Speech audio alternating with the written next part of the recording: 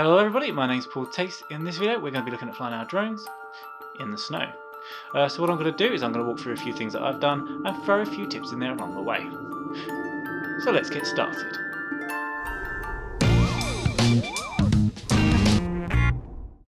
Okay guys, so the first thing I'm going to talk about when flying in the snow is if it's actually still snowing or if the snow has finished. Now it's worth mentioning that every drone should have an IP rating on them, and this will tell you how dustproof or how waterproof they are. However, despite looking through all the manuals I can find on the Mini 2 and the Mavic Air 2, I can't find an IP rating, but it does mention that you shouldn't fly in precipitation, including rain and snow. So if it is still snowing, it's a good idea not to fly your drone. The second thing we're going to be looking at is the temperatures we can fly at. Now I actually flew my Mini 2 in the snow and it was 0 degrees Celsius, and the minimum temperature you can fly your Mini 2 in the snow is at 0 degrees Celsius. So I was right on the borderline there. If you've got something like a Mavic Air 2, you can fly this down to minus 10 degrees Celsius. You can find all the maximum and minimum temperatures you can fly your drone within the manual, which can usually be downloaded from the website. Okay guys, now if it had been -1, I may still have decided to fly my drone, but if I was going down to -15, -20, I certainly would not have. Now if it gets too cold for your drone, the electronics can fail, and also the propellers can ice up and fail, both of which will result in your drone coming out of the sky and crashing. So that's just one thing we've got to take into account when flying the drone. Okay guys, and another thing the cold weather is going to affect is us as drone pilots. So I really recommend keeping warm. 90% of accidents that happen with drones are due to human fatigue, and the cold weather is going to make us more tired and it's going to lower our concentration. So wrap up warm, grow a beard, and put some gloves on. Now it's important to put gloves on because obviously when your fingers get cold it's going to be harder to operate the drone. What I do is I just hook one thumb out of the glove so I can still touch the screen if I need to adjust any settings whilst flying. Now, another thing the cold weather is going to affect is the batteries, so it's important to remember that when you fly your drone, it's going to have a shorter battery life. So when you're flying, it's just important to bear that in mind and know that you're going to have to get your drone back if you fly too far away. Now, one tip we can use to keep our batteries warm is to put any spare batteries in your pocket, that way your body temperature will keep them warmer for longer, and therefore you'll have a longer flight. Now a grey drone, if you're flying around with grey clouds, and actually when I was flying the snow was grey as well, it was hard to spot. So in hindsight it would have been good for me to put some stickers perhaps on my drone, maybe something bright orange, that will really make it stand out, and therefore I get more visibility and I can fly further away. Now something else you might want to consider is getting something like a helipad or a launch pad, just so when you're taking off, your drone won't be sucking up snow into the propellers or inside it. Now I personally have ordered one but it hasn't come through, so I actually took off from my hand and landed on my hands.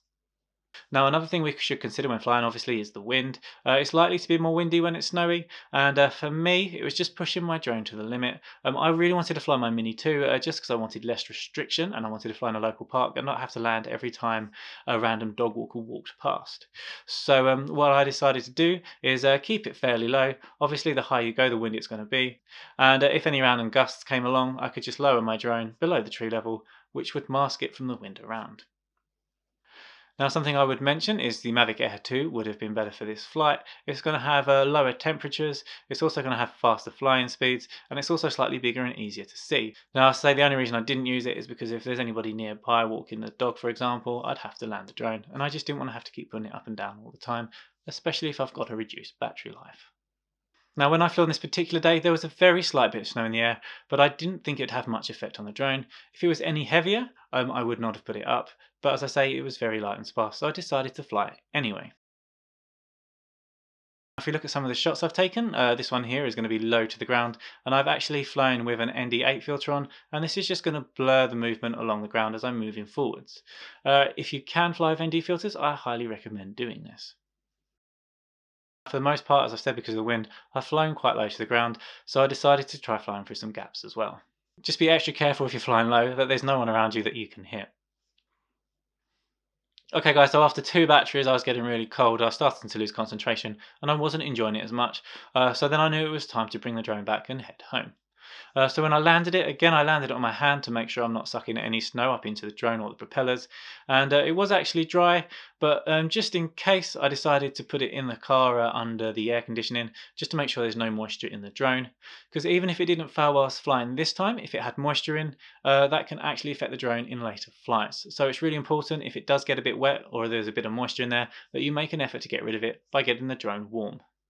Now when I went out originally there was a lot of grass poking through the snow and I thought this would ruin the pictures, but actually when I got home I was really happy with the results and I've decided to colour grade it and add it to the footage. Okay guys, so that's it for this video. Just make sure you keep yourself warm, make sure your drone is flying within limits of the snow, make sure you keep your batteries warm and know they've got a reduced life. Think about if you can increase the visibility of your drone by adding stickers, and also think about getting a launch pad that you can take your drone off from or land on. Okay guys, and in case anybody's interested, I have actually started a merchandise shop so far with t-shirts and hoodies in. These are all things I've designed myself. Now my favourite thing is the cinematic guide hoodie, which I'm actually wearing at the moment.